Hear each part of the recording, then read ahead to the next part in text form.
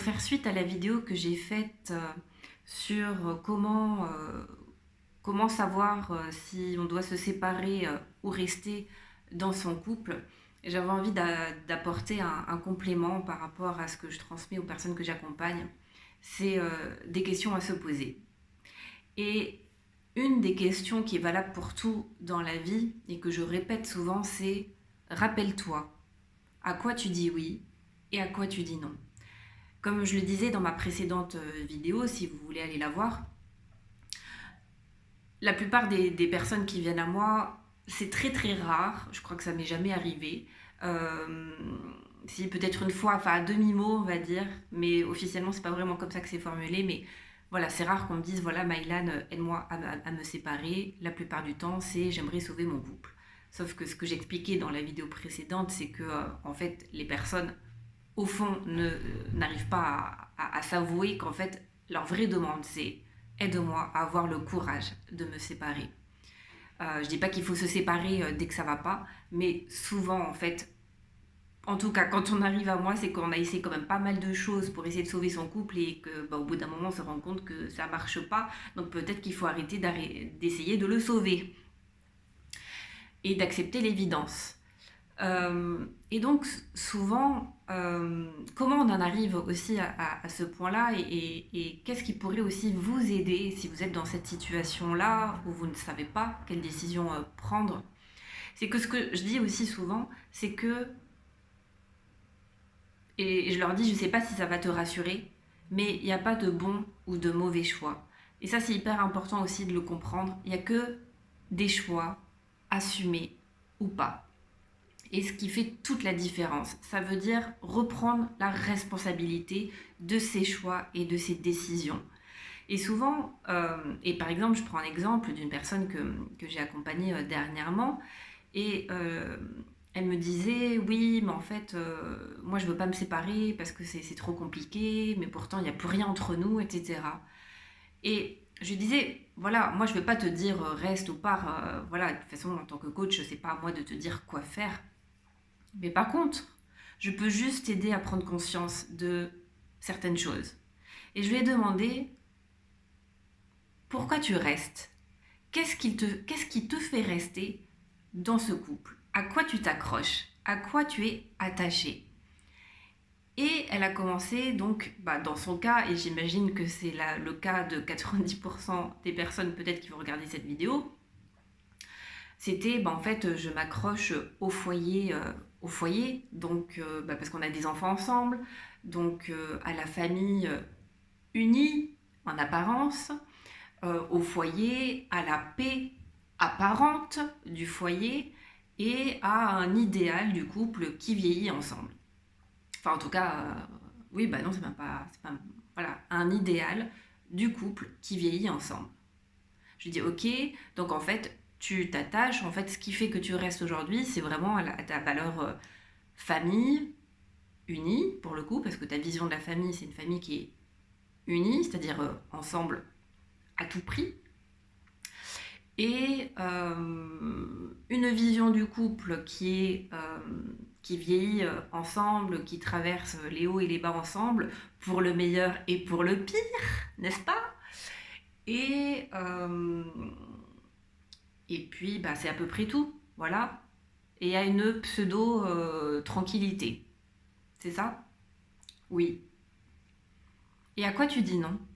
Donc, la première question, c'est à quoi vous dites oui en restant dans cette situation? Et là, on parle du couple, mais c'est valable dans votre travail qui vous fait... Voilà. Et, ou d'autres situations, en fait. Mais bon, pour revenir au couple. À quoi tu dis oui en restant dans cette situation, en restant dans ton couple tel qu'il est aujourd'hui? Je dis oui à ça. C'est un exemple, hein. Vous pouvez compléter avec vos propres exemples. Et ensuite, dans un second temps, c'est et à quoi tu dis non? Et là, elle me sort une liste comme ça. Donc, je dis non à mon besoin d'amour, parce qu'il n'y en a plus, à mon besoin de tendresse, parce qu'il n'y en a plus depuis des années, à mon besoin de communication, à mon besoin de partage, à mon besoin de projet commun, à mon besoin de confiance, parce qu'il m'a trompé je ne sais pas combien de fois. Je crois que c'est à peu près tout. et je laisse un silence. Et, elle vient de s'entendre parler. Et là, prise de conscience. Je lui dis, voilà, encore une fois, il n'y a pas de bon ou de mauvais choix, il n'y a que des choix assumés ou pas. Donc, juste prends conscience qu'en restant dans ton couple, tel qu'il est aujourd'hui, voilà à quoi tu dis oui et voilà à quoi tu dis non. Est-ce que ça te paraît juste? Est-ce que ça te paraît ok? Est-ce que ça te paraît équilibré en fait? Et ça lui a mis quand même une petite claque parce qu'elle s'est vraiment aperçue, elle a vraiment regardé en face la situation et finalement le choix qu'elle faisait aujourd'hui pour elle, qui était de sacrifier et de renier son besoin d'amour, de tendresse, de communication, de partage, de confiance, etc. Ceci étant dit, ça ne veut pas dire que si vous faites aussi ce constat-là, qu'il faut absolument se séparer parce que tous nos besoins ne sont pas comblés. Mais du coup, posez-vous la question, ok, donc je prends conscience que j'ai tous ces besoins-là qui ne sont pas nourris. La deuxième étape ensuite, c'est de vous demander, par rapport à ce qui n'est pas nourri, donc la liste que je viens de citer, qu'est-ce qui dépend de moi pour pouvoir les nourrir en fait? Donc le besoin de confiance, partage, communication. Est-ce que je peux faire quelque chose déjà dans mon couple pour essayer de nourrir ça en fait? Et peut-être simplement avoir une vraie conversation parce que en fait un des premiers problèmes du couple c'est la communication. Donc peut-être avoir une vraie conversation d'adulte à adulte, les yeux dans les yeux, pour exprimer ses besoins, ses envies, exprimer aussi ses frustrations. Et voir si déjà la personne, comment elle réagit, parce qu'elle est d'accord, est-ce qu'elle fait le même constat que vous ou pas, et voir si ensemble vous avez la même envie d'avancer ensemble et les mêmes aspirations, les mêmes besoins. Et donc peut-être que la communication c'est à double sens et peut-être qu'il n'y a pas que lui, si on prend l'exemple des femmes qui ne communiquent pas, c'est peut-être aussi la femme qui n'exprime pas aussi ses besoins. Et donc de voir si en fonction des besoins qui ne sont pas comblés dans votre couple, qu'est-ce que vous pourriez faire pour les nourrir, pour les combler dans votre couple? Et si vous avez du mal à trouver des exemples, et bien là, c'est là que la décision pourrait, en tout cas, a priori, la décision est assez claire. En tout cas, de ce qui pourrait, la décision la plus juste et celle qui vous nourrirait le plus au fond. Et l'autre chose aussi, donc ça c'est le deuxième aspect, c'est par rapport à ce constat-là, c'est de vous poser la question de ok, mon couple est comme ça, c'est ce qui est. Qu'est-ce que je veux moi? À quoi j'aspire? Qu'est-ce que j'aspire à vivre dans mon couple? Et là par exemple, c'est à la fois j'aspire à vivre les besoins qui sont nourris en restant dans ce couple, mais aussi ce qui n'est pas nourri. Et du coup, de vous poser la question, est-ce qu'avec mon couple et est-ce qu'avec la personne avec laquelle je suis aujourd'hui, si je la prends vraiment telle qu'elle est, sans vouloir la changer, est-ce que je pense que c'est possible de continuer à avancer ensemble? Est-ce que je pense qu'on peut trouver des solutions ensemble? Ou est-ce que je suis en train de me battre pour rien en fait? Est-ce que je suis en train de me battre contre le courant parce que le constat c'est que par rapport à mes besoins, cette personne-là ne me comblera pas. Je ne dis pas que c'est à l'autre de nous combler, mais en tout cas cette relation plutôt ne me comblera pas.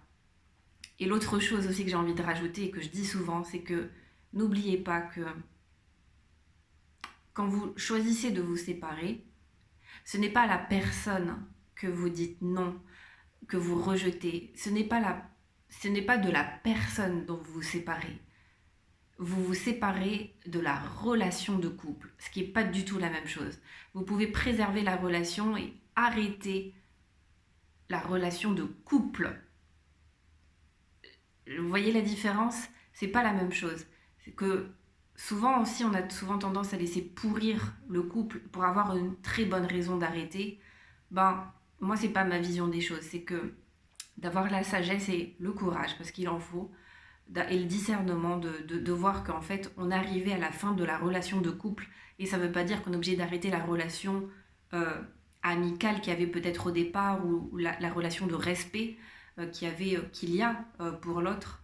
Mais simplement de dire, en tant que couple, nous avons fini notre chemin et on peut peut-être le continuer d'une autre façon qu'en étant en couple. Voilà, bon, ça fait peut-être pas mal de choses. En tout cas, c'est ce que j'avais envie de partager parce que je le dis souvent en séance et je me dis que ces quelques conseils pourront peut-être vous aider, tout simplement. Si c'est le cas, vous pouvez me le dire dans les commentaires et puis vous pouvez également vous abonner à ma chaîne YouTube Les Guerriers Pacifiques pour recevoir d'autres vidéos comme celle-ci. Je vous souhaite une très belle journée.